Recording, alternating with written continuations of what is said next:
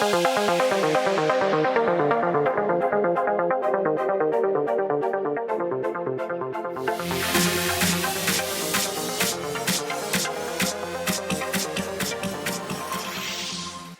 to Christian Warrior Training. I am Keith. I've got an update on that incident where that man tried to shoot the pastor at church last week. I'm sorry I'm not sooner with the update. I've absolutely been tied up with training all week and haven't really had a chance to catch up. So let's dive into this incident. Let's talk about all the updates because there's more to the story. It's very interesting about what's going on. And then, of course, we'll talk about what we can do to take care of our churches to prevent this from happening in the future. I've got some extra things to talk about that I didn't talk about in the video last week. Now, hours before Bernard Polite allegedly tried to kill that Pennsylvania pastor in front of his congregation, the suspect shot and killed his cousin at their home. Now, Polite, 26, is now charged with criminal homicide in the death of Derek Polite, 56, and he's awaiting arraignment. Now, even though the two were cousins, the suspect often referred to Derek Polite as his uncle, probably because of the huge age difference. Now, the motive for that killing, it remains unclear. We don't know why he did that.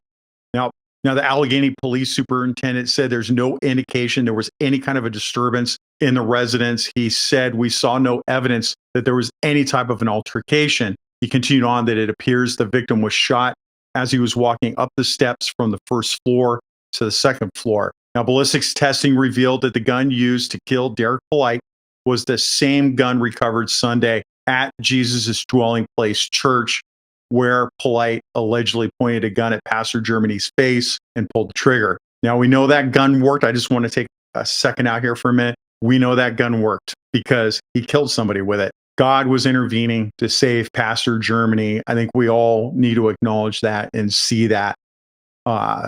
It's very rare that a gun's going to malfunction like that. Now, after the church deacon disarmed the gunman, Pastor Germany held the suspect to the ground and told him that he forgave him before police arrived and arrested him Sunday afternoon. Now, we can give forgiveness. It is good to forgive. We want God to forgive us as much as we forgive others, but that doesn't mean that he's not going to be held accountable for his actions. Forgiveness doesn't mean you get a free pass from what's going to occur to you in the court system. Now, Bernard Polite is going to face charges of attempted criminal homicide, aggravated assault, and recklessly endangering another person in connection with that church incident, according to court records. Now, after learning about the church incident Sunday, conservative relatives went to the cousin's home to check on Derek Polite and discovered him deceased inside, according to Allegheny police. The police chief said a combination of ballistics evidence and witness statements helped link suspect Bernard Polite to both crime scenes. The chief continued to say that one witness for him was on the porch of the residence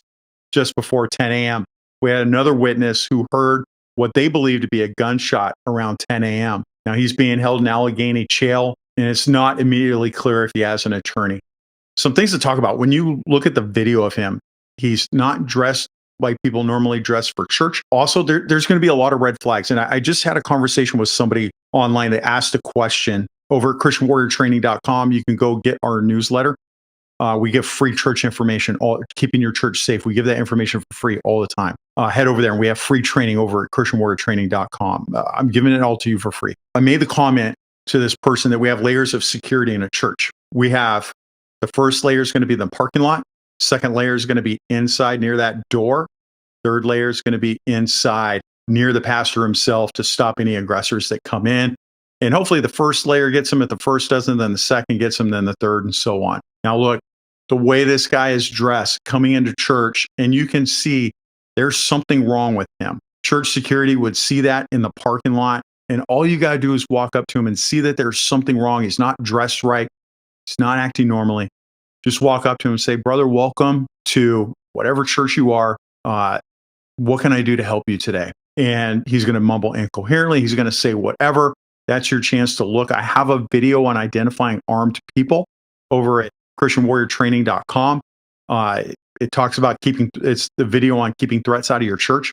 We talk about how to tell if somebody's armed or not without actually patting them down. So if you train your people there in the parking lot, we could have stopped it in the parking lot. But if you got inside, now, if you're going to position yourself at church, you don't have enough people for the parking lot and for the inside. I get that.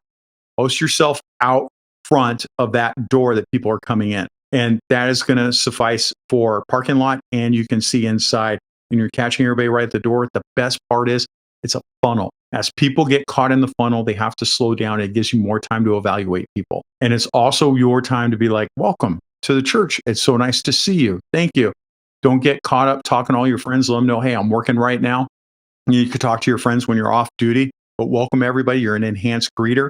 Church is wide open. But as they hit that funnel, they've all got to slow down to get through the door because everybody's coming in. That's your chance to look. You also get kind of a free pat sometimes, right? Because I might guide somebody along their back and just be like, hey, welcome to the church. Come on in. And it looks like you're giving them a guiding hand. You're actually laying a hand in their belt line to feel if they got a gun, right? There's a lot of things that you can do, and it's a welcoming experience for the church. They don't realize that you're looking for guns. You're looking for people. Well, you're not really looking for guns. Everybody's got a gun in my church, but you're looking for bad people coming in with a gun to hurt your congregants. But that monitoring people as they come in is what you really need to do to stop them. And then for up front, inside by the pastor, our security team, when we're not serving on the security team and we're attending church and worshiping, we all place ourselves in strategic locations. Now, I belong to a very large church. I know that my friend Alan puts himself right up front by the pastor. So I don't need to be up there. He's got that.